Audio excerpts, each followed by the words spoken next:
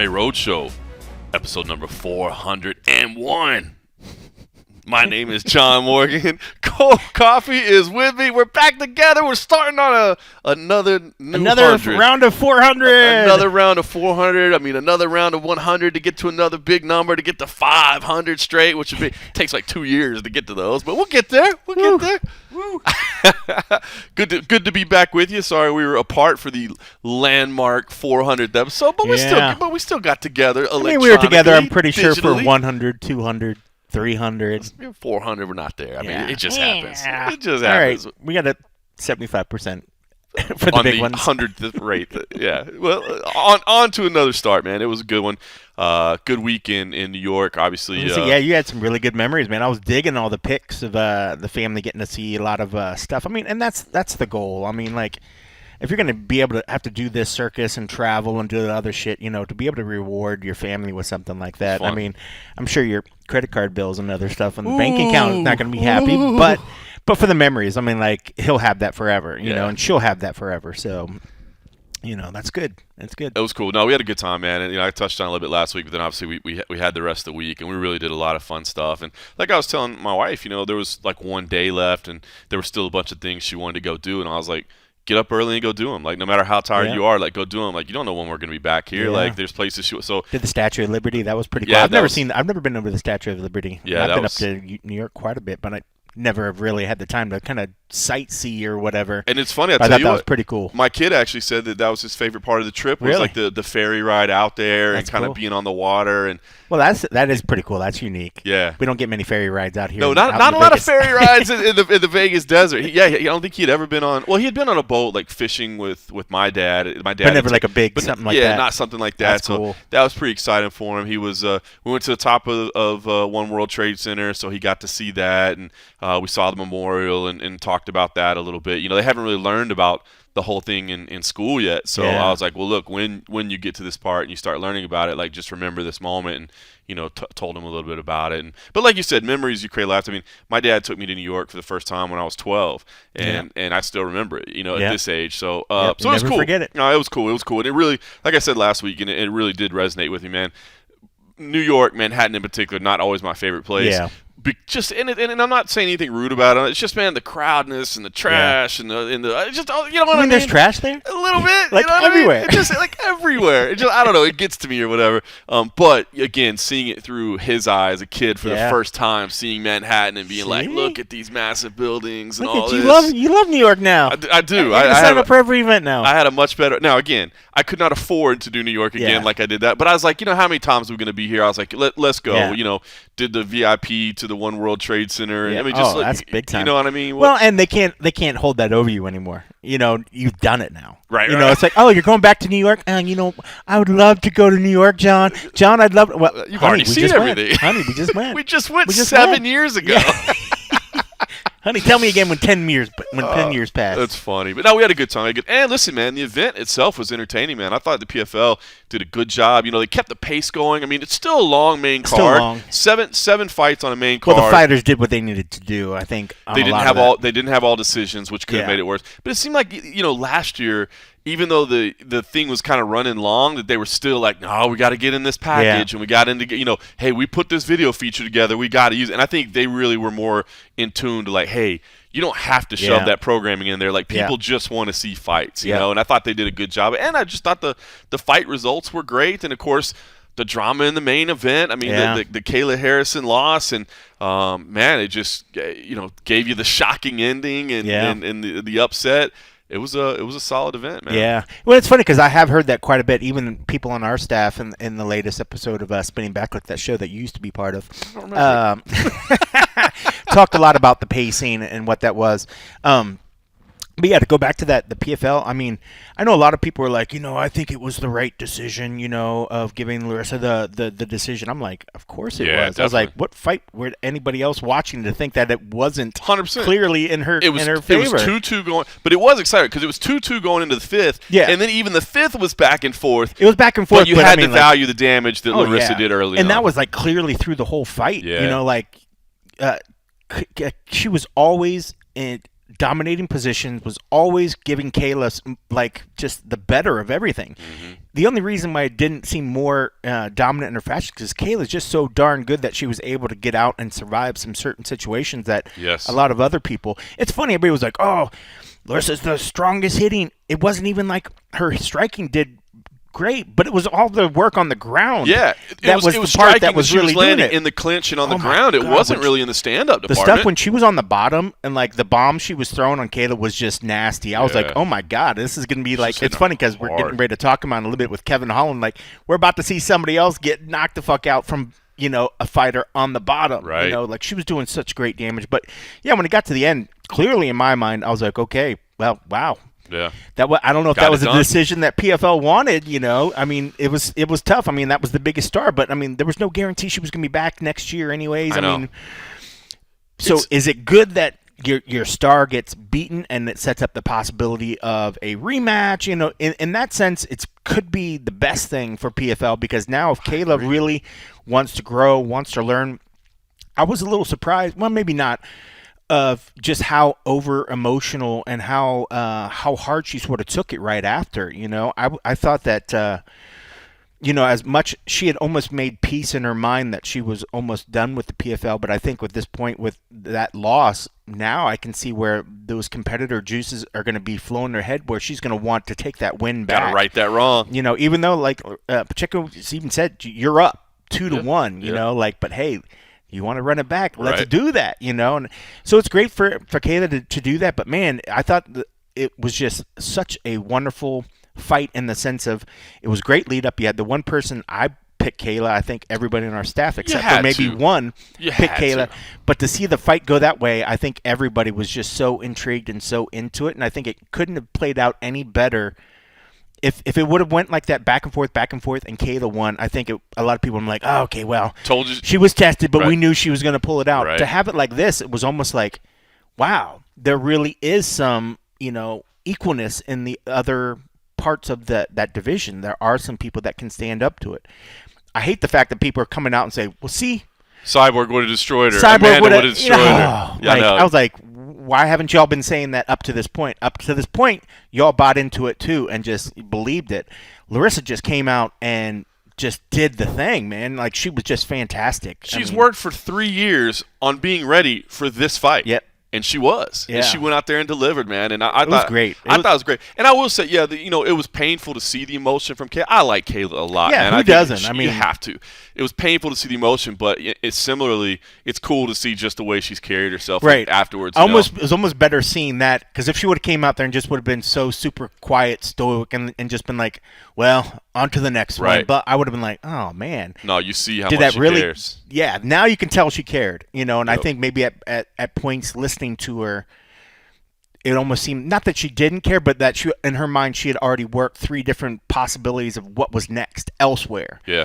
This brought her back to the moment of, oh, hey, did you maybe put enough into this preparation? Were you really enough prepared for this? Blah, blah, blah. And now that, she's had this loss, now I think it's amazing to the possibilities of what this is going to do for her now that she's tasted defeat and she knows, okay, what did I take into this, and what can I change for the next time? Yeah, I don't think it's the worst thing for the PFL either. You know what I mean? Because it does set up a massive rematch between them, and it sounded like Kayla was going to do her final 2 fights next year and leave anyway, and go. And maybe that'll change. Maybe she'll stay. But if nothing else, like you said, you kind of gave somebody else the rub, so to speak, and now you got somebody else that's talented, and it had a lot of people talking. And I'll tell you what, man, after leaving New York and flying home and thinking about it. And again, this was the first one I was at, so maybe it gave me a little bit different feel. But it seems like everybody that was watching online, enjoyed the product as well. But it made me feel really good about kind of where MMA is at right now, man. PFL seems like they're better than they've ever been.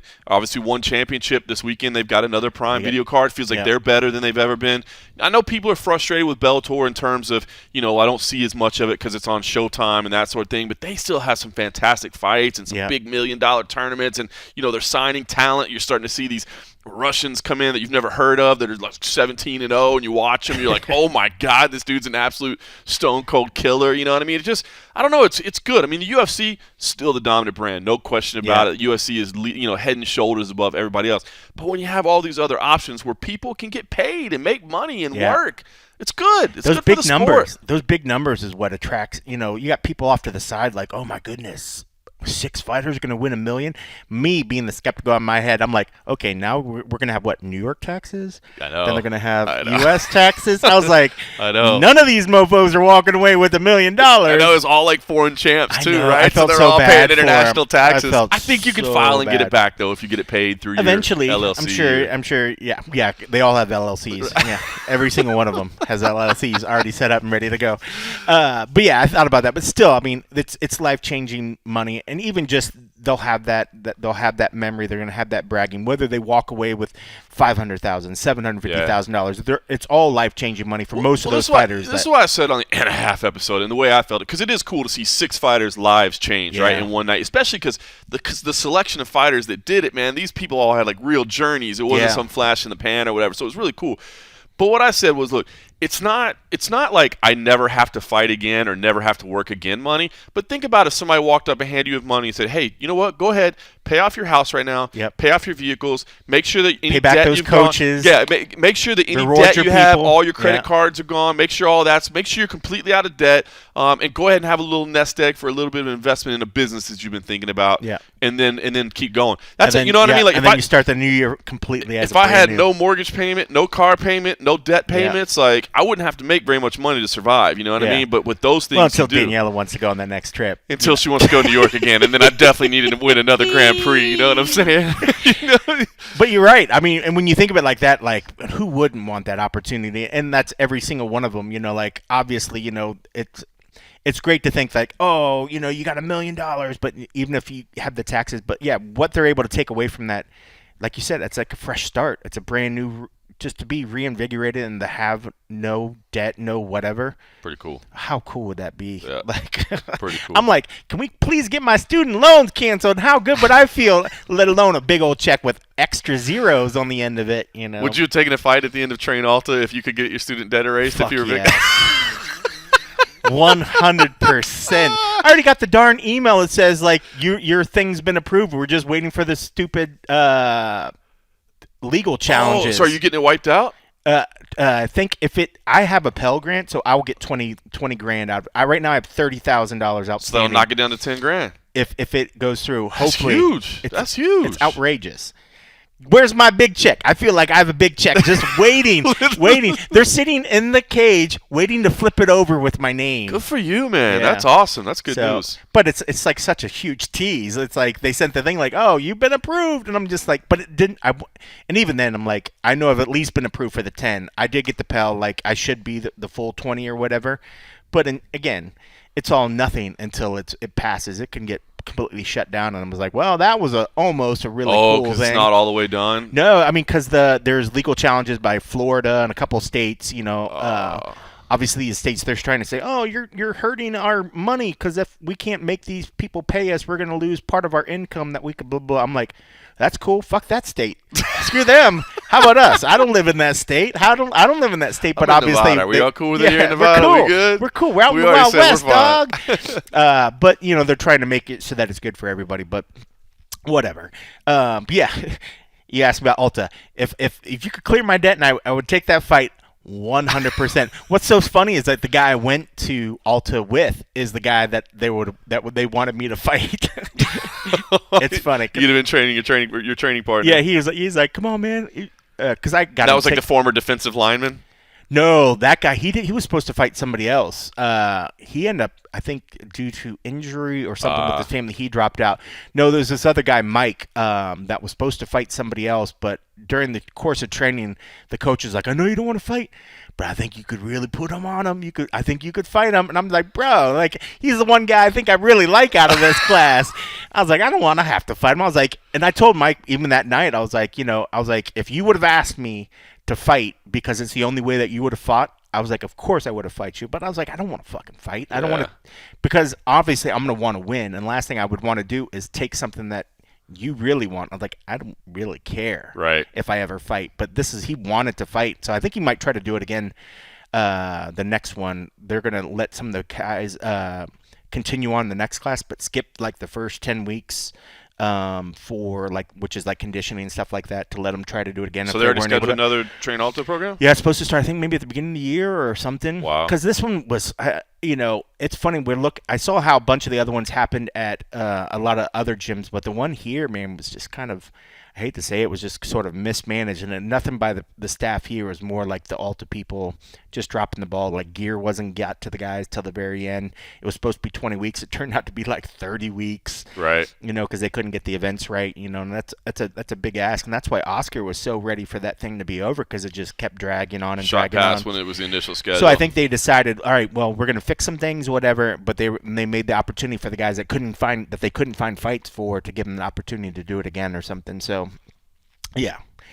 But yeah, I won't be in on that one. I wouldn't mind getting some training. I do want to talk to some of the folks there about just trying to go and just keep working out or whatever. But yeah. Maybe you can be like a mentor or something like that. Like, I've been through this, so let me guide you through the experience. But I don't have it, because they'd be like, but bro, you didn't fight. So did you really go through? At least that's what I hear in my head. No, you still made it here in my head. I guess while we're speaking about Train Alta, you got an update, right, on Oscar's Hot Tees fight that the broadcast is going to be released soon. Airing on December 2nd. So Oscar did say, because I told him, I was like, bro, give me that footage. I want to put it on the Patreon. And he said, of course we could have it, but he's waiting until they air it. So, of course, they have the rights. Yeah. They got to air it first. I mean, we know all about, airing things before things are supposed to air, and the possible legal challenges of I mean, we'll send you to our team.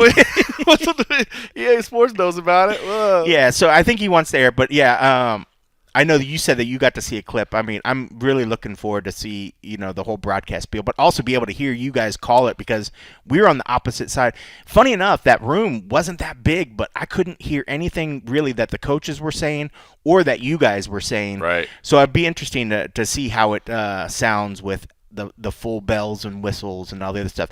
It's funny, because I meant to ask you, now that I have you and you got me thinking about the Alta fight, what the hell happened on the very first fight, the very first round that was supposed to be 2 minutes, 16 seconds was up on the screen, then it goes away, and then we're like, why isn't the round ending? Why isn't the round ending? And it kept going. Oh my gosh! So I hate to say. I mean, I hate to put a name to it, just because everybody's gonna go like, "Oh, come on."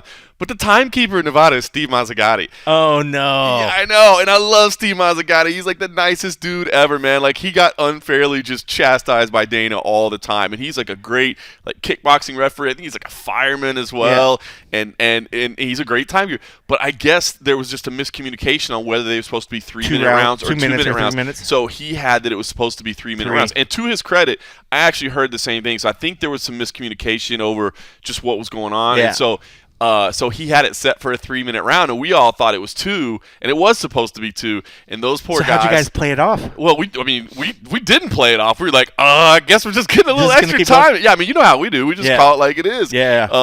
But yeah, I felt so bad for those guys, because the adrenaline dump is so bad. Oh yeah. And it's like. And it's always funny with these amateur fights, because I've been calling Tough Enough for years. In 2 minutes, when you're like, 2 minutes, I could do anything for 2 minutes. But you get out there, man, and you're under the lights, and there's cameras, and you're getting punched live for the first time, and your adrenaline is insane, right?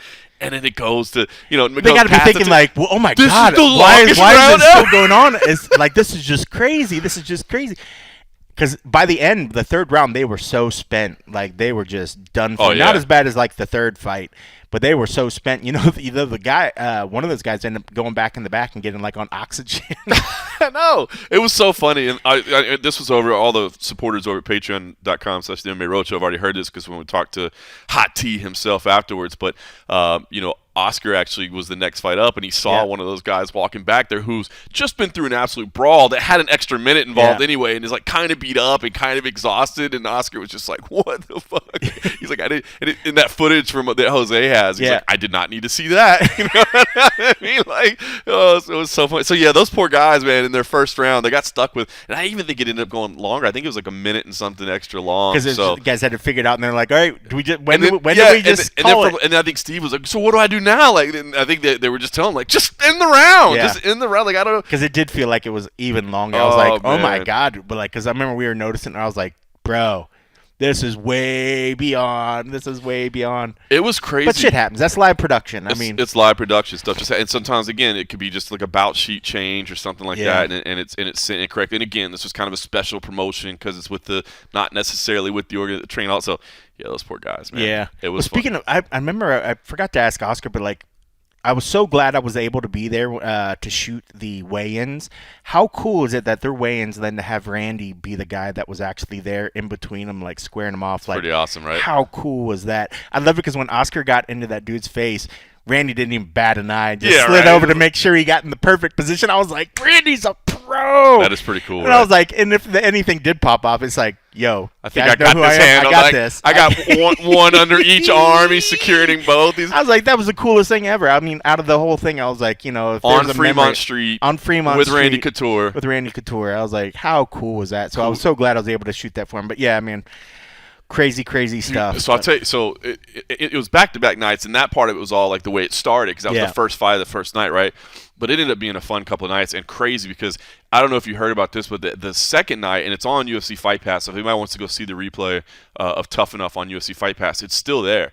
And Maki Pitolo and his opponent at the end, like the crowds, the fans started like arguing with each other. And stuff. Yes, I remember that. I did watch that. It was madness. They actually they cleared the room, right? Kudos to security, right? So they cleared the room out, which I did kind of wonder, like, clear the room out. Like, aren't they all going out there into the hallway? Like, you just want the fight out there instead of here? Not in here. But so they cleared it out. And then Mahoney and I were just like, well, I guess we're done. I guess that's it, right? And so, we said, well, we better wait and make sure. So we waited because there was still one fight left. There was a swing fight that was supposed to be on the prelims, got moved to afterwards because we were running long on the prelims and we had a hard start time on the main card. So they brought those fighters back in an empty building. The DJ left, like, because he assumed, like, when it went crazy, the DJ was like, well, I'm out.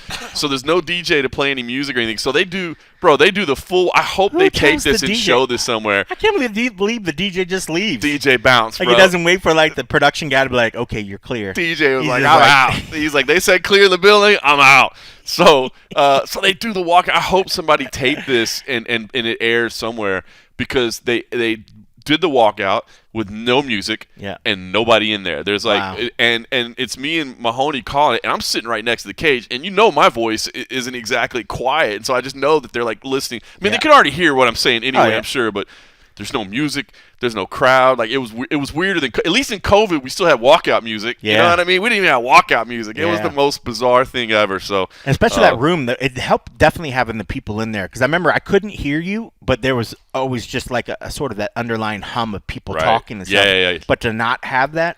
Yeah. Wow, that'd be like that first like weird Apex show when everybody was like just super quiet and almost felt like they couldn't talk. Like the coaches were just like, "Oh, this is weird." But yeah, I did watch that, and I do remember that. I forgot all about that. That was a wild stretch. I mean, he kind of brought it on. 100% brought it on himself. You know, he ran out of the cage to go confront the fans. Confront him, and then they were like, I was like, bro, like there's a bunch of like Hawaiians and shit. Right? Oh, they weren't taking him. What are you doing? They were ready to attack him, man. It was crazy. That was a good fight. It was a really good fight. It's worth watching it on Fight Pass. It's good. So fun times with Tough Enough, man. It was a crazy stretch of events, man. I mean, I look back and in a 3-week stretch, dude, I had the PFL in New York, which I wasn't commentating, but just to be at their finals and to have my family and be in New York was fun. But the commentary of you're just like a full-time commentary. Like, do you even report on the sport anymore? I mean, I still do to a degree. You know what I mean? But yeah, I'm trying to do more commentary. In fact, I'm not at liberty to discuss yet, but I'm actually in discussions with another organization as well that I'm going to start working with next year. So I'm trying to do more commentary. I mean, I would have still liked to report on the sport and do commentary, but somebody decided that they weren't that interested in that for me. So it is what it is. All right, listen. So yeah, December 2nd, BN Sport. So if you have that channel, BN Sport. I don't know if they have streaming live. I don't know what platform it's on, but BN Sport is the name of it. So check it out, December 2nd. You can watch there. And then if you're over at patreon.com/the MMA Roadshow, we might have steal it for you. We're gonna try at least. All all right, well, be in sport. Just hit us up. We'll give you the legal team. We'll let you know exactly where to reach out with that request.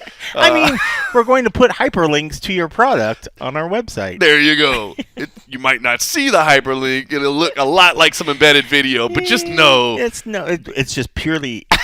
It's purely your site. Oh, man. All right, listen, sitting down to record this on a Wednesday afternoon like we always do, sometimes Wednesday evening, but today it came over right after the Mexico game with Saudi Arabia. You enjoying any World Cup at all, man? I know you're not a huge soccer guy, but you're tuning in a little. I watched the U.S.-Iran game. I did watch the Argentina. I think it was just because that was the channel that I get on the TV behind me. They did switch to the end of the Mexico fight. Saudi Arabia match whatever game it's called after.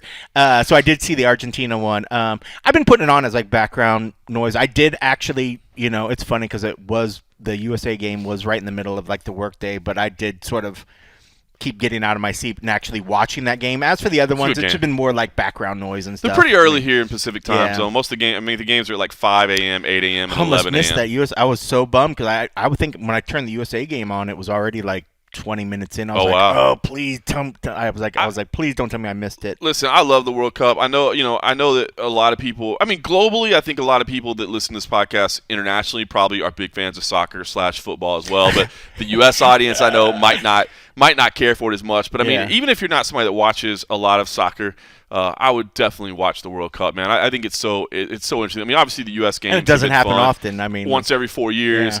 We're having a good time. I'd say it's almost more entertaining. Well, I guess I take that back. I was going to say some parts of it are more entertaining than like the Olympics. The Olympics comes like the Winter Olympics or whatever is every 4 years, even though the two between the summer that are every two. But there's just more variety in the Olympics. That's but true. I think I found myself watching this World Cup more than I watched a lot of the Olympic games. But yeah, it's just kind of. It was pretty intense today. The Mexico game, they ended up not advancing, but they were kind of dead in the water early, but they battled in, and like the Argentina Poland game was going the way they needed it to. Their game was going the way they needed to. They got it to a point where there's like 9 minutes left on the clock, and they're gonna not advance because of yellow cards, man. That was the tiebreaker they were down to, was because they had more yellow cards than Poland did, so they weren't gonna make it. But if they scored another goal, they would have gone through, and they ended up conceding one to Saudi Arabia that kind of dashed their chances. But man, it was a fun game to watch, and it was drama, and I love it. And man, I'll have the kid up at 7 a.m. on Saturday morning to watch this. Saturday is going to be a long day. Or are you just waking him up? I'm making him watch it. Now, listen, my kid's 10 years old. He likes playing soccer. Yeah, I was going to say, if he's trying to play, he should watch it. Yeah, exactly. I think so, just because, look, you need to know what it is you're trying to emulate when you're on the field or what have you, But, and listen, I'm already setting money aside, man, because 4 years from now, the U.S., Canada, and Mexico are jointly hosting the World Cup. My kid will be 14 at the time, and I really want to take that opportunity. Talk about memories and stuff. I want to take an opportunity to take him to some World Cup games. Ideally, again, I think it all sorts down to how much, tickets are and that sort of thing. But ideally, I'd love to go to at least one game in Canada, one game in the United States, and one game in Mexico. One game in all three countries. That'd I think would be a pretty cool. What do you think? It's funny because I brought it up in the Junkie Slack channel because I've only seen it a couple times. What do you think of the Peyton Manning, David Beckham, where commercial. The first time I saw it, I cracked up a little bit. I thought it was a great commercial. I thought it was a good commercial. He's like, I got you to say soccer. Yeah. He's like, I thought it was so well done. And then I know some of the other guys are like, oh, it was great until I've seen it the bazillionth time. And I was like, well, I haven't seen it a ton of times. Well, they kind of paid a lot of money. They kind of paid money. And it's just so well done. But I thought it was just. It was a good commercial. I thought it was very, very witty. I loved even the part I think I chuckled when he was like, all right, go out and talk to the soccer moms. And I was like, yeah, soccer moms. And then the football fans came in. I was like, oh, this is getting good.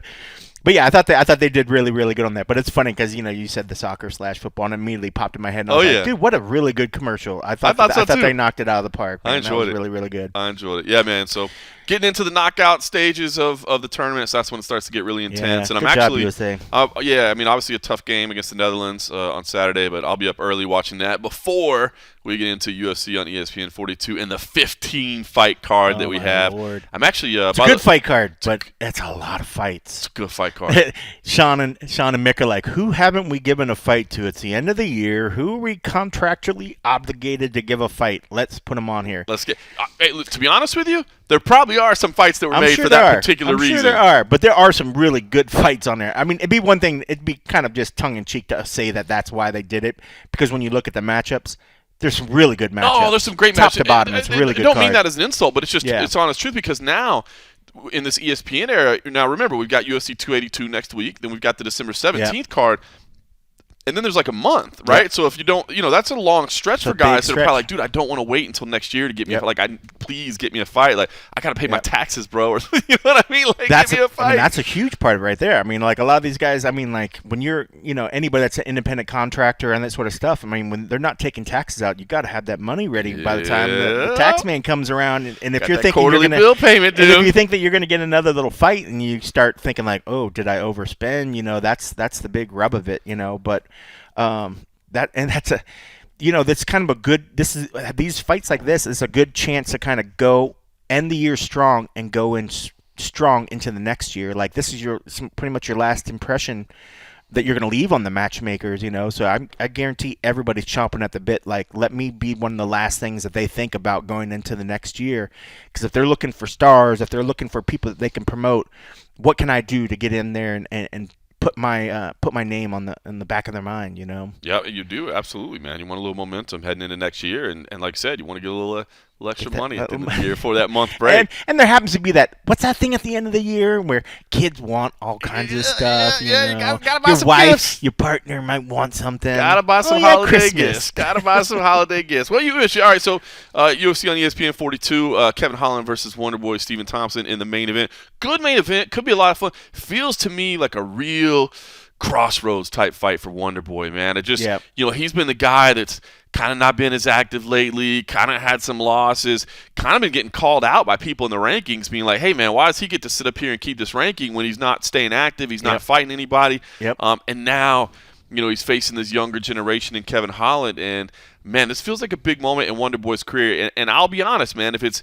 vintage Wonderboy, if he's still vintage Wonderboy, I think he absolutely has the capability of getting this done, because I don't see Kevin Holland wrestling him for 5 rounds. And that's, I mean, we've known from day one that's the way to beat Wonderboy, right? He's got to out-wrestle him. I don't know that Kevin Holland, not that he can't out-wrestle him, I think he probably can, but it's not really like his thing. You know what I mean? Like, he wants to go out there and bang. And so I think it could be a lot of shots. He might want to start. he might turn into a wrestler at some point if he gets kicked upside the head. Like, those feet hurt. But I'm taking Kevin Holland in this fight. But I feel like win or lose, we're gonna know a lot more about how much Wonderboy has left in the tank after this one. I think you're completely right. I did pick Holland as well, and I think it's just more of just not his swagger, but I mean, we've seen he's got great power in his hands. He tends to show up for these kind of fights. It's been in some of the really big ones where he's kind of fallen short, but it's in fights like this where maybe not as much as on the line. He just has these incredible, huge performances, and I think we're probably going to see another one of those. But I mean, how can you not like the Wonderboy? I mean, like, what's going to be funny about this is Kevin's going to try to talk smack and try to do a little something, have a little fun, but you can't get into Wonderboy's head. Right? I mean, like, he's just like, that's funny. That's funny. That's a good one. That's a good one. I mean, he's like Sage Northcutt, but like a man. Like his older brother. Like his older brother. His older brother. I was going to say, the only thing that keeps him from being Sage Northcutt, he's not like, thanks, Mr. Holland. Mr. Holland. But no, I mean, that's going to be a fun one. But yeah, I mean, I hope that fight is what it has every earmark to be, which is just a stand-up, exciting, banging fight. But I think if Steven is able to have that distance and Kevin doesn't pressure him, doesn't sort of keep it close range, and he lets Steven do all that karate, taekwondo shit, eat a few kicks upside the head, and Kevin's going to want to turn it into a wrestling fight. And if he does get him down the ground, I mean, we've seen, while he's not maybe the greatest wrestler, that's all the kid's been focusing on, as of late, because he's realized that's the biggest part where he's kind of has, sort of lacked. If there was an area, he's got great hands, he's got good striking. Is his striking going to look as crisp and as, as finessed as Stevens? No, but you don't need to if you're punching really hard in their face, But all he's been doing is working on his ground game, and I think at some point, if he just gets a hold of Steven, I think he'll get Steven to the ground, and I think he's going to have a pretty good time once he gets on top. I mean, I just don't not that we see a lot of people be able to keep Steven on the ground either. He's kind of wily in that where he's able to get up and get out of things, and people have a hard time taking him down. But if Kevin does, Kevin's going to be in a big advantage. I mean, we've seen him knock dudes out from his back. I mean, it's crazy. I think it's going to be a fun fight. Like I said, I lean towards Kevin Holland. Now Kevin Holland is a slight favorite according to the odds makers, and I think that's 100% accurate. I was a little surprised at a couple of lines. I want to throw these out there to you. Rafael dos Anjos at minus 540 against Brian Barberena. That couldn't have started that way, was it? That just seems a bit shocking to me. That is, because I initially was going to go Barberena. I did go with Dos Anjos on that one, but I don't remember the odds being that big. To your credit, you're absolutely right. But it started at minus 325, and it's now down to big. I thought it was like at 2 something, and now it's minus 540. I don't know. And listen, Rafael dos Anjos. Does that mean people put a lot of money on Barberena? No, it means they were putting money on dos Anjos, so they kept moving it higher and higher and higher. So that people try to put the money on the other side. Exactly. So at minus 320, people were playing the heck out. And I guess. I don't know. That's a good underdog pick, right? That's a really good underdog pick. Feel to me like a solid underdog pick. I mean, if Dos Anjos wants to come out and out-grapple him and wrestle in jiu-jitsu and clinch, he has to. He 100% has to. And if he does that, and it is completely possible, but Barberena's going to be swinging, man, and he gets in wars, and I don't know, man. Dos Anjos is the rightful favorite, but I don't know. I was just a little bit surprised to see that one far. Yeah, that's kind of crazy. And I'll tell you the other one that surprised me actually was Mateus Nicolau at minus 380 or Schnell at plus 310. Now, listen, I know Schnell is a little bit unpredictable, might be. Snake bit might be another word. I mean, I don't know. Just seems to have things not always go his way. But I don't know, man. He's you look at the losses that he has to Pantoja, to Bontarine, to Royval. Like, those are some solid fighters. Good fighters. Yep. And and he just had that banger against Sumudarji. So I don't know, man. I was a little surprised by that one as well. I think the favorites are the rightful favorites, but I was just a little bit surprised to see the spread between them. Yeah, I'm completely with you because I did pick both of those guys, but yeah, I'm now looking at those odds. That's kind of crazy. Give us the update on the pick situation, by the way. Bro, I'm still up by 9. 9? Still 9? 9. It was because it was close. This one, I picked, obviously we picked Kayla. I picked Sadabu. Yeah. Not that I got lucky, but I kind of got lucky a little bit. Yeah. And then, what was the other one I picked?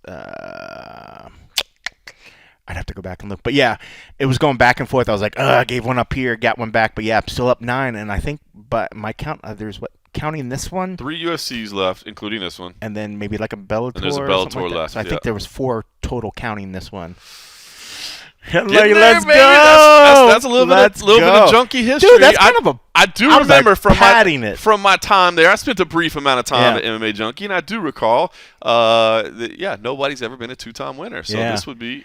I mean, I'm hoping I pat it a little more. I'm like, that's a pretty good lead. I don't know if anybody's went this deep into the season with that big of a lead, but I don't even want to think about it because I don't want to like jinx it or whatever.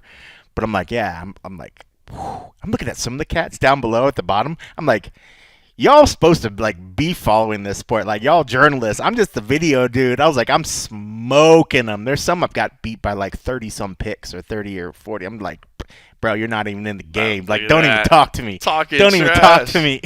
Talking trash. But yeah, I think I'm 10 up on like the readers as well. Like the readers always are good. Like the readers always have been like right there at the top with anybody that's won it. The readers haven't been far, so they're still. I think they're tied with like what would be like our second place person or something. But yeah, I'm just trying not to think about it too much. Just trying to stay the course. But like this one, I did go Holland. I mean, I think he's the right choice over Steven. But like you said, I think we're going to learn a lot about Wonderboy on this, and he's the kind of guy that he'll keep fighting because he's in great shape and he's whatever. But I mean, like, I don't think if he's going to go in there trying to say like I have title aspirations, I think that's been long gone, for him. But he's still going to be able to fight at a high level. But one that I did kind of go back and forth on, and I'm wondering your thoughts, but Tuivasa and Pavlovich. Oh, man. I just hate to say it, because how do you ever cheer against Tai Tuivasa? I mean, Tai Tuivasa is forever in our hearts. That's it. And we love him to death, and we love to see the shoey and all those great things. But Pavlovich is a monster. He's the real deal. He's the real deal. He's the real deal. And it's funny because I think last time I was like, don't ever bet against Ty. Don't do it. He's just gonna break your heart because then you think you know the game. You're like, there's no way this big guy's just gonna be able to do it. He doesn't look like he's even trained for it. He just got a chin. And then he goes out and wins. This one, I'm like, oh, okay, he's going up against a guy that's really, really tough. Really tough. But I did go with Pavlovich on this one. I can't. And it's bad because it's one of those ones that, like, you're going to get it right and you're going to feel bad about it. You know what I mean? You're going to feel bad about it. That's it. You'd rather pick Ty and lose and be like, well, I went with my guy. Well, that's the thing. I've homered plenty of times, and it hasn't worked in my favor. And I was ready to homer again, with that last Derek fight, the Lewis fight, because a lot of people were like, nope, Lewis is not going to get this one. I was like, I don't care. Now it's like the same way with like Fortis. I'm like, God, because if I pick against a Fortis dude, Safe's going to come into the press room and just be like, yo, what's up with that? What's up with that? So I'm like, So yeah, I know I'm very well familiar with the homering for a thing. But yeah, I mean, Ty's like, how can you not? I mean, like, I think you'd be hard-pressed to find an MMA fan that doesn't like Ty. I mean, how could you? The shoeys are absolutely just disgusting, and I love watching every time he does it. Like it's like when you watch that pimple popping show, you're just like, it's so gross, but you can't take your eyes off it. Sir, I did not watch those. You haven't? No. Watch it once, you'll get hooked. No. But like watching his last, like one of the shoes, I can't remember if it was when it was him or maybe Volkanovski or something. He pours the beer and he's like, spit in it, and he's just like. Ugh. And then, like, I'm watching it, though. I'm like, it's the grossest thing ever. The spitting part is ridiculous. It's so gross. I did crack up. I saw the UFC reposted that where like, somebody in a press conference asked Ty, like, how many shoes he did. And he's like, I don't know. How many times the priest been to church? And it was like, I just remember him delivering that That's line. More than just a few. Cracking up, Like, he's just a fun personality, He's so fun. Man. He's so fun. But this is a tough matchup It's for him. tough. I mean, but this is like one of those ones where, you pick with your brain. And then if Ty does get it, you just cheer all the same, like you just take that L. Like if he's able to win and he gets a spectacular knockout, I'll be so happy for him. I don't care that, my pick would be wrong, but still, at this point you gotta pick smart. At least now that we're getting bring it home, man. You gotta set history. Got to bring it home. Listen, the rest of this card looks like it should be fun. Nico Price versus Phil Rose on the prelims. That's good. That's a good one. Angela Hill and Emily Ducote's there. Clay Guida and Scott Holtzman is on there. Michael Johnson and Mark Diakiese. Like, what do you think about the Guida Holtzman? I know we've always been big fans of hot sauce, but how can you also not be in love with Clay Guida? Well, that's another one when I put the stylistic matchups together. I think that they pair up pretty well with each other. And I feel like just Holtzman's kind of the younger, stronger version. Yeah. But dude, Clay Guida. I mean, Clay's been on our Fury grappling events a handful of times, and he brings the energy all the time, and he's just such a good dude to be around. You see that UFC clip that they just put out recently? It was like there's only one Clay or something, and it shows him when he's always up there burping during the fight. He's clearing out his lungs. No, I didn't see but it was like that. But then the montage of burps and slaps beforehand, and there's one where he's getting slapped before, and it pans to this woman that's like right in the front row. She's just like, oh, her face. She's like, oh my god, and it's like the funniest thing. And then it cuts to him like burping in the cage again. I was like, it was really, really funny. It was a good edit. I don't know if it was on like a Twitter or if it was on Instagram or something, but it recently came out on one of the platforms, and I just cried laughing. It was so good because that's Clay. Like, that's what he just does. I mean, like, it's funny because most people don't realize that some of the things that your body will react when you're up there doing stuff. And Clay's just one of those that his body always produces like gas and like the buildup, and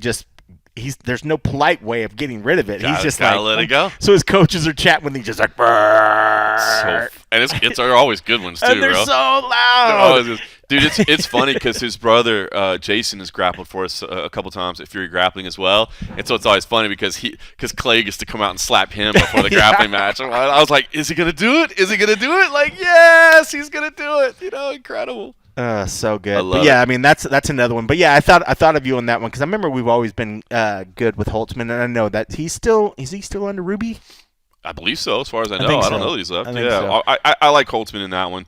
which I hate to say because it's another one where you just want to ride with Guida. Like I said, Michael Johnson, Mark Diakiese, Johnson. I mean, look at the veterans line up in here. Yeah. Dude, Johnson's a big underdog. I know, and dude, he has. We've literally watched that kid grow up. I was going to say that, but we watched him grow up. Because when he came on, he was like the young cat. Just crazy. And it's not like he's even that old now. He's not, but we've seen it all, man.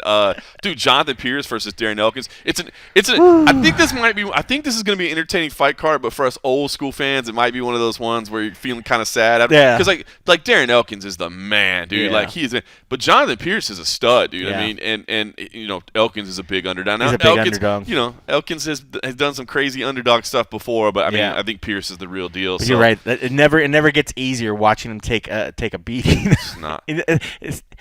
Watching him take the damage is never easy because we've seen him take some damage. But, man, how can you not like that dude? But, yeah, Jonathan Pierce is the real deal. But I think that one's going to be – I mean, how can those fights not be just a banger? A little surprised to see Cortez and Hebus on the prelims. So was I. That's weird. I mean, A, they're ranked. B, just the marketability between them. I don't know. It's a little bit surprising. Did she and Brian tie the knot? I don't know. Because I saw it made in our Slack channel. I think she's changed her handle to Tracy Ortega. Oh, really? Like so maybe they got something. married? I don't know. Maybe so. I mean, why would you change it if you didn't? Yeah. But I don't remember anybody reporting or saying anything on it or whatever. I don't remember that either. Well, but congratulations if you did. Yes, congratulations. If not, two beautiful people. They're going to have some lovely kids. Oh, lovely. Lovely Absolutely kids. Lovely. Listen, not the only MMA this weekend, of course. One Championship is back. You've got the double event cards, and once again, man, I think again the one on Prime Video, man, on Friday nights, you got to be checking these out because it's in prime time, and there's some good matchups on there. You're going to see the debut of Roberto Soldic is on there, and he's facing a monster in Murad Ramazanov, who's undefeated. So I mean, Soldic came in. I talked to him earlier this week, and I was like, dude, like they couldn't give you like a warm-up fight or something, man. He's like, I want the best. He's like, I came here for a reason. I want the best in the world. It's awesome. Cade Ruotolo's on there as well in a grappling match. Fun. Ruotolo is an absolute monster. I mean, a baby, but it's just an absolute phenom. And of course, you got the main event there with the light heavyweight world title on the line with RDR and Anatoly Malakin. So that's the Friday night one, which, like I said, I definitely think is worth checking out because you definitely can actually see it. Fights on there as well. They know how to do that as well. They certainly know how to do it. They do it very well. The Saturday morning card, 164. Jared Brooks is on there. Brandon Vera, a notable name on there as well. But Jared Brooks is world class, man. Yep. But I understand that one's a little bit harder to watch at 5 a.m. So maybe you catch the replay of that one, but at least catch the Friday card. Yeah, I mean, how fun. I mean, it's going into another weekend. Like, if you got nothing else to do, there's plenty of MMA to keep you busy and occupied. And I love it because they're not all like up against each other. You've got the Friday night card. I hate when it's all on at one time and you're like, how am I even going to watch all of this? Yeah. But you can actually watch all of it. The other one that'll overlap is if you want to watch BKFC 34. That's on Saturday night as well, so that will overlap the UFC event a little bit. But some great fights on there, and actually did some interviews with some BKFC guys this week. I didn't talk to Luis Palomino. I've talked to him before. Obviously, that's the main event. Everybody knows Luis Palomino from his MMA days, but he's tearing it up. He's number one pound for pound over at BKFC. But talked to a guy named Tom Schoaf, who I just loved his attitude, and I loved his kind of his growth, I guess. He started out at like 1-3 in BKFC, but like kept improving and is on a little run there, and now is fighting the number one pound for pound guy for the title, and then Francesco Ricci versus David Mundell for the co-main event. There's some other notables on there as well. One of the Liebarger twins is on there, so some BKFC as well is something to watch. So that's kind of the major stuff this weekend. And then, of course, next week we'll get into UFC 282, the payout, no payout for us. It's just a pay-per-view, I should say. But the final pay-per-view of the year out here in Las Vegas. And I did find out today, and I don't know if you're aware of this, but our man Simon Head is going to be in town. So I did, just by accident. Did you by accident? I sent him I hadn't removed him from my distro list on inside my Outlook, so I sent some message because there was about like some Gannett training that they send every once in a while, like training for journalists, and it has just different. You sent that to me too, by the way. If you want today, yeah.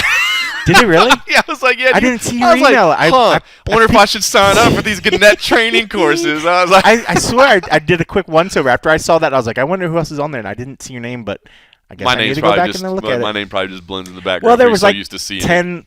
Well, I guess that would make sense. Yeah. All right. Well, I'll go and clear it out. I didn't say anything, but it kind of. I mean, not like I'm going to do anything. But no, because he sent me back. He's like, "Hey, I don't think I'm going to sign up for it, but hey, by the way, I'll be in town." I was like, "Oh, that's cool." That's great. Yeah. So he's going to be in. I think he said he gets in Wednesday. Obviously, he's part of the Fighters Only organization right now, so he's going to be helping out with the Fighters Only MMA Awards. So yes, he's going to be really busy Wednesday and Thursday. So I'd love to get him on. Maybe we can get him on an and a half podcast because I doubt we can get him on the full version because I know he's going to be tied up at the World MMA Awards. But maybe we can get him. I mean, how busy can that be? I mean, it's an undertaking, bro. I'm looking forward to it. I'll be there, of course, on Thursday night as well. So I don't know if they still have tickets available or not if you're in town, but it's at the Sahara this year. So, it had been taking place because of COVID. It had been taking place in like a TV studio, basically, which was cool of them to continue to do it.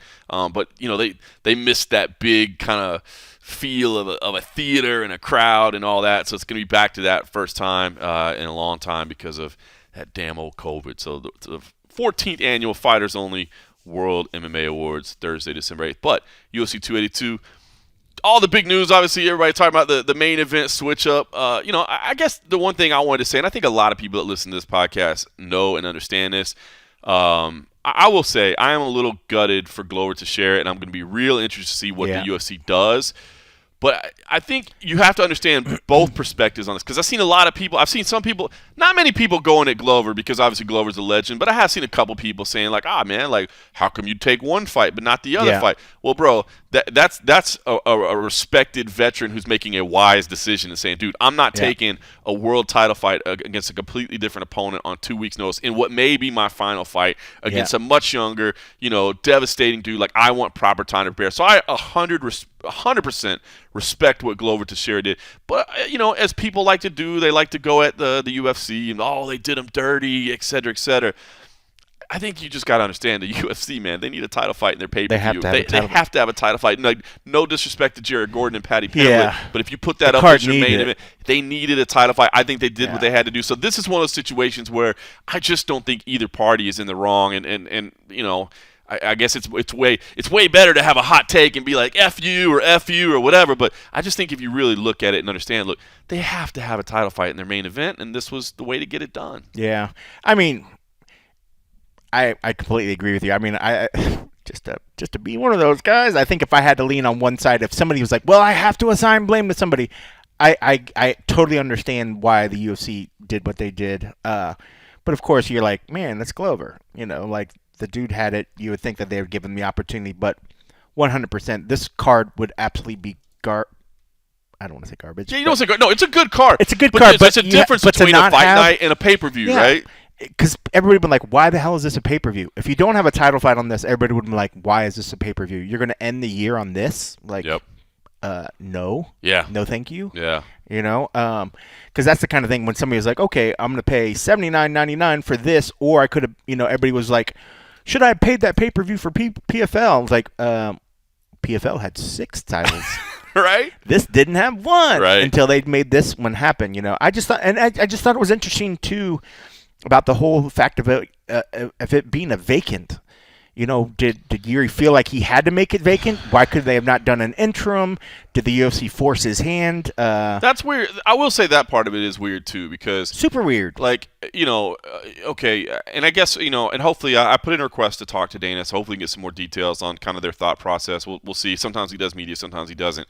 On what that was because I mean let the guy at least have the surgery first, right? Or see where you're at. I mean like the most gruesome injury, but then when I see him on his Instagram, I'm like, he doesn't look like he's really in pain, or he looks like he's just like, hey guys, I'm super sorry, blah blah. I'm like, where's I want to see him in a hospital bed right now. I mean, of all the times we've criticized the UFC for going like, why did you do an interim? Like this is dumb. Like this is a situation where you go, okay, I get it. Like this is the one time. All right, I understand. Almost like if they're like, oh, well, people want to buy it if it's an interim title. I mean.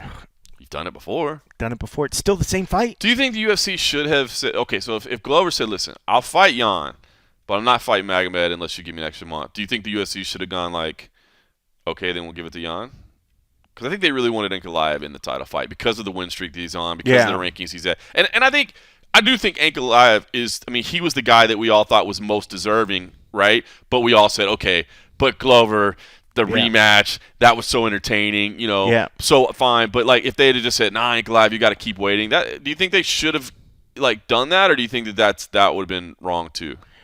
No, but I can see the fact that they want to push Ankalaev. I mean, this is the guy that he's been just pushing. I mean, you don't want to have him take a loss and lose the momentum and lose the possibility of what he can become if it's not for like a title, But if Glover was at the point where he wasn't wanting to, to do the fight anytime sooner, it does ultimately boil down to the fact that like this card had to have a title thing. If they were going to have it, I'm glad it is Ankalaev because I think this is the guy that most people think is a future champ anyway, so it's good to get in there. I want him to be in there against somebody. Right. It felt weird that it's kind of Jan because it's just like, where did Jan come back into the picture? I would have loved if it was Glover in that, but I understand why Glover would be like, wow, this is you're throwing me against the dude that's supposed to be there anyways, and you want me to do it on short notice. It kind of makes it feel like he was the B side, and they were kind of putting him up to kind of just take that loss and give it to the other one. So if you're going to do that, at least the guy they've had to have in there. Yeah, out of all the ones, out of the possibility of the three guys that are there, he's the guy. He's the guy that had to be in there just for the fact of. He's just he brings a huge fan base as well. But, I mean, he's just bringing an incredible record. This is the guy that everybody's talking about. Every training partner that's trained with him is just like, this guy's an absolute monster. And I think most fighters understand that this guy, whether it wasn't now, next year he probably would have been fighting for a title regardless. But I think out of the three different guys out there, I think it's the right one. They just didn't want to wait on it because they had to have a title. I would love to see Glover be able to be rewarded and get that fight, but I can understand why they didn't want to wait. Now, let me give you one potential silver lining, right? Glover Teixeira wanted to have his final fight at Madison Square Garden, right? Obviously, this was if it was going to be his final. Now, he didn't say necessarily it has to be a final fight, but probably his final fight. This was going to be Las Vegas. The only bright thing I'll say this, because again, I do feel bad for Glover Teixeira. I understand his perspective, man. I don't blame one bit. But we are hearing that MSG is pushing for 2 events next year. They'd like to host 2 UFC events next year. And you think that November one, that's pretty much automatic. So you wouldn't think they'd want to do like September and November or something like that. You'd think they'd probably want to go like in the springtime, right? If we're doing one in the winter, let's do one in the spring. So maybe like in April or a May. Now, I haven't heard an exact date yet, but I'm guessing maybe like an April or a May pay-per-view at Madison Square Garden as well. I think that would put him right on pace, right? And he's still right there at the top. And he's still right there. I can see if Ankalaev or Jan, whichever one comes out victorious, on December 10th, if you said to them, "Hey man, we'd like to have your next fight, just so you know, so you can start preparing." It's April 17th at Madison Square Garden. That's what we're planning. 4 months. That's perfect, right? I mean, that's a good turnaround. So, I'm trying to look at the silver lining. Because Yuri's, if it's the most grotesque, whatever thing that Dana's ever seen, he's not going to be ready by that time anyways. Exactly. So I mean, it makes sense that Glover would get that shot, and I think that'd be a fight that people are into, and it keeps the ball rolling. So hopefully they did sort of say something along those lines. But I can see, I mean, Glover preparing for Yuri, and then having to take a short notice to Ankalaev. That sucks. Yeah, that's a terrible. I agree. That's a terrible switch up. So I can see why send-off fight. Yeah, because it can be an absolutely devastating bad loss. Like he's going to want to go in there completely prepared because Ankalaev he's a completely different beast than all those other cats. Glover tasted Yuri. He knows what that one's like. Yep. So he could have been ready for that one. You throw that back short term, he's ready to go because he knows what he's going to be. But this is a whole different thing. So I like that idea. I think it's a perfect and it'd be a great send off. And at least on that, it'd be on his terms where he's at least the venue. And, he has time to prepare for it. Right down the road from where he lives. But it's at least at the venue that he wants. Iconic venue. Yeah. You know what I mean? So that's what I'm hoping. I think it's going to look like. Well, we're all a little frustrated for Glover. I think it's going to look up a little bit. Are you picking? I know we're going to get ahead of it, but. I'll probably pick Ankalaev. I am completely. Yeah. I'm completely. I mean, I know Polish power is always there, but this kid's on a different level. I don't know, and that's just going off. That's just not us saying, and this is what his training partners, and this is what other people that have seen the guy, and we've watched the guy fight. I mean, like, there's times that I've watched him and did some sparring when I was there, shooting and filming some other guys, and I still feel like he's just growing. He's still growing into himself. He's still getting better. And if he's this good right now, man, this kid's he's gonna be good, man. Just so you know, I'm looking at the odds history, and it looks like it opened with Ankalaev at -200 and was immediately bet down to -250. So everybody's like, yeah, give me that all day long. So, yeah. Well, we'll get into all that next week, of course. Maybe we'll have a hot tea around. We'll see how his schedule looks, and maybe for the and a half over here at patreon.com/the MMA Roadshow, maybe we'll see if we can rouse Simon Head into speaking a little bit on that. Last thing I just wanted to mention it. This Conor McGregor thing. Obviously, he's basically addressing everything publicly now and has essentially admitted to if you read between the lines that I got out of the testing pool because I needed to take some stuff to heal my leg, and we talked about this on the show before, and I told you guys, like, listen, you can't hate on Conor for using the system to his advantage. Now, if you hate the rule, the fact that people can get out of it and get back in, I get that. I think 6 months of testing is probably enough. Yeah. But I will say this, and Conor has said, hey, he's come out and said, hey, man, I got to get back in. I got to do 2 tests, and then we're good to go. And I know USADA told ESPN, hey, we don't think it's likely that he's going to be granted an exemption. I will say, if he comes back and it's only 2 tests, I will have a problem with that. If he comes back and there's 6 months, I don't have a problem with it. That's the system. Already right now, what he's kind of done skirting it on the outside has kind of been a little bit outrageous. But it's like, I think most people are like, okay, you did what you did. The USADA allowed it. They wouldn't even answer questions when asked, like, is he in the pool? What's going on? Everybody's like, oh, well, fighter, blah, blah, blah, blah, blah. Privacy, yada, yada, whatever, BS. Do the 6 months. Yeah. Do it right, just at least act like you are playing by the same rules that everybody else has to, he's already, he's got that McGregor favor, he's able to go in and get title fights when he's not supposed to have title fights, other stuff. But in this particular one, if there was ever something that was set to create an even playing field, it's this. Yeah. It's the testing window, it's not being able to go in there with anything enhancing and not skirting the system. I mean, look at the guy now. He doesn't even look the same. I'm not just talking about his body. Look at his face, his jaw structure. Everything looks different.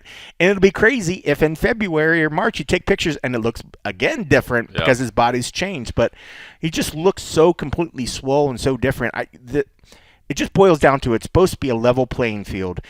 It's great you got money and you got training that you could eat the best things and do whatever. But we know that wasn't just the case, But it's understandable. You had to rehab your body. You had to do other stuff. That's great. But then just do your 6 months and get back in when it's whatever, Like, I think that would be a lot better for the system because then people, I think this has another point for people to just be like, why are we following the rules if not everybody has to? What's the point? That's why I do not want to see an exemption granted here. It's nothing against Conor. Like I said, these are the rules that are in place. Yeah. He played by the rules. I got out of the testing pool, and then I'll get back in when I'm ready to compete. And I said it before, when Anderson Silva broke his leg, and then I said, look, if he'd have just come in and said, man, I'm 40 years old, I broke my leg, I wasn't sure I was going to be the same again, I took this stuff to get better, I think everybody would go, the UFC should have just made that as part of their treatment plan. I understand. Like, guys, if you're willing to step out of the testing pool, this is the best way for you to get back in there. Can you just say, hey, I'm going to take out 6 months, get your exemption, and just go away? I'm okay with that, but you can't get an exemption when you come back in. Because what would the exemption be is like, well, I told you I was going to take illegal stuff. Would that be the exemption? Yeah. Like, it doesn't make sense to me. So I have no problem with him doing what he did. I understand that he's trying to heal his body correctly and probably needs something a little extra good to do it. Cool.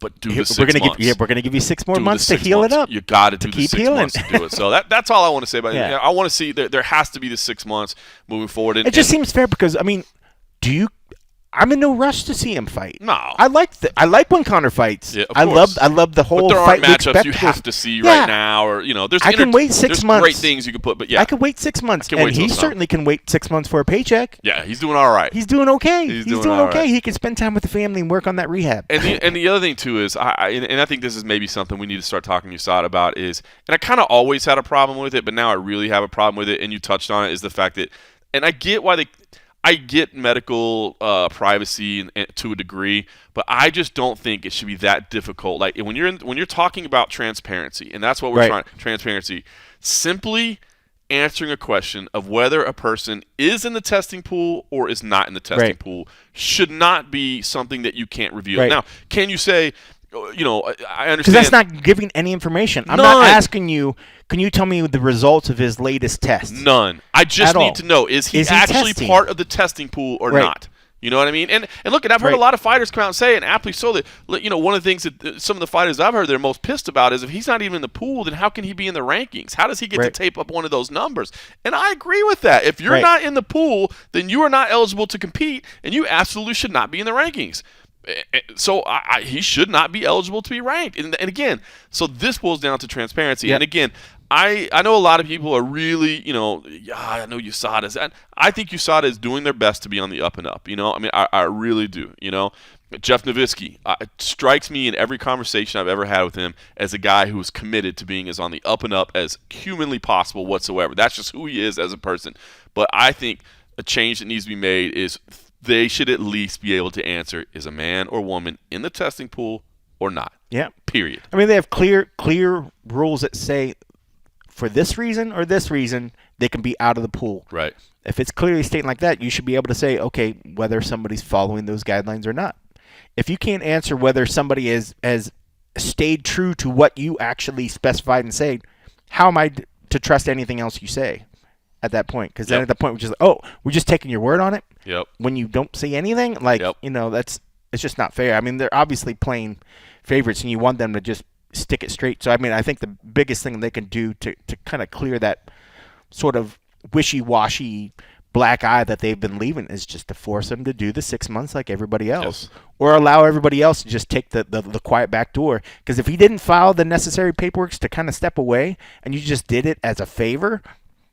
Well, I would assume that he filed the necessary paperwork. But if they grant him an exemption to come back in, like I will say that will be a huge tarnish in their reputation of being on the honest, on the up and up, and being honest and about everything. Because that to me, like I don't understand what would be the exemption. Like, I told you guys that I was going to take this stuff, so therefore I shouldn't. It's okay. Like, no, if you stepped out, then you need 6 months to step back in. Period. And I don't know. To me, that should be pretty cut and dry. So I'm going to – and again, this is nothing against Conor McGregor. I'm not saying he did anything wrong. He's playing exactly by the rules. Yeah. But let's make sure the rules get played by. Yeah. You know what I mean? Same thing. Just want it fair. You want everybody to have a level playing field. A level playing field. 100%. Everybody should be able to do the same thing. 100%, man. All right. Well, listen. Appreciate everybody joining us this week as always. If you enjoyed the discussion, you can take some time to rate, review us, leave us some feedback on wherever you're logged in and listening to. That would be fantastic. If you want to step your game up to the next level and support us over at patreon.com/MMA Roadshow, where it's for as little as $3 a month, you can help support the show. And it does support the show. And it does support the show, and it does include keeps the lights on, exclusive it keeps access. The website up. That's right. We got some bills due that we're paying. So keep exclusive access to that. The and a half episodes that we do, certainly would appreciate it. But most of all, if you can't do that, we just keep doing what you're doing. Keep tuning in every week. Tell people to tune in. Tell people to give us a listen. It's just two fun guys having some MMA discussion. Couple fun guys. So for all of you there, I mean it from the bottom of my heart. Thanks for listening.